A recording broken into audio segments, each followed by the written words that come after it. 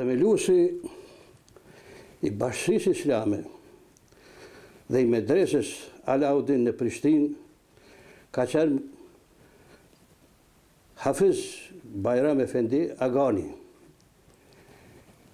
Ai është një alim i dalluar dhe me shkurin e tina në pension të dhunshëm nga pushteti i atëhershëm, si në Bashkinë Islame, ashtu edhe në medrese, u krijuar një shprehësi e madhe. E këtë shprehësi do ta plotësoj vetëm me ardhen e Mulla Sherifit,